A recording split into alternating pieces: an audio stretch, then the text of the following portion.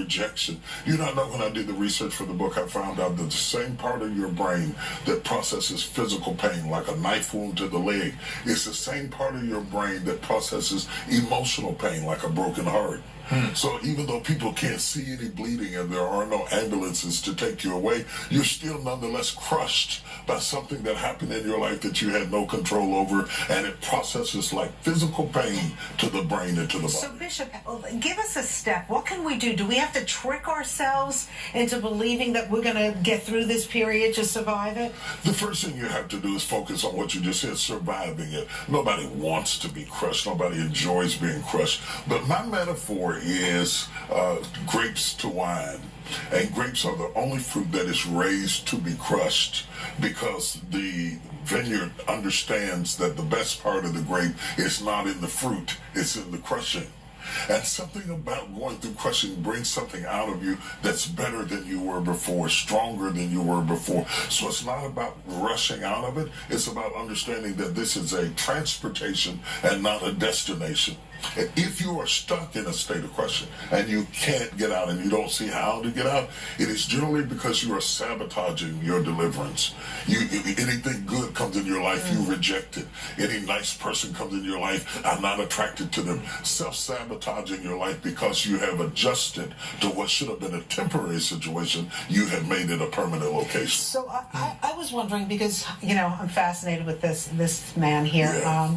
I mean, Everybody is. you have lived your life in a beautiful way and have had a lot of adversity. I mean, I think you moved out of your mom's house at very young.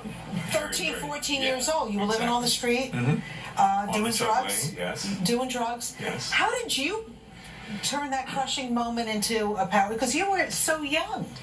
It's almost what the pastor is saying, that what happened is I actually focused on one thing that was really, really important. And because that felt so important to me, everything else felt lesser than that. What was that important thing that you were focusing on? Music. And it gave me the power and the strength to always want to become better every day. And in music we have the 10,000 hour rule, so you got to put in the time. You can't just pretend to be a musician. You have to actually devote yourself to it. And I found myself, there were many paths that I could have chosen, but because that felt so spiritually sound to me, I committed to it and got better and better and better. And the first job that I auditioned for was Sesame Street, and got the job. How old were you? 17 or 18. Wow.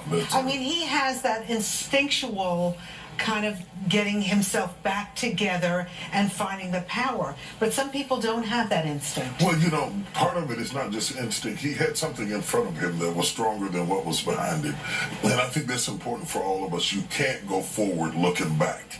If you're going to change your life, you have to remind yourself that what's in front of you is better than what's behind you, but also that you're worthy of it. Because if you don't feel worthy of it, you will sabotage it. You will do things to bring yourself back down again to where you feel comfortable. And you have to watch your ability to adapt and understand that when you first get out doesn't feel good. It sounds good, but it doesn't feel good, because you are an immigrant in a strange place called love or peace or happiness or joy. And some kind of way, when it's foreign to you, if you're not careful, you will retract back into what is familiar and lose your opportunity. Crushings are made to propel us, not to destroy us. Oh, I love that. I love that.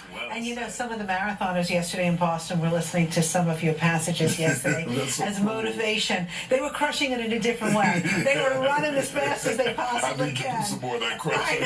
I know. Meanwhile, you can actually get to meet Bishop T.D. Jakes. You have 2 book signings today at 1 o'clock at Barnes & Noble at 555 Fifth Avenue in Midtown.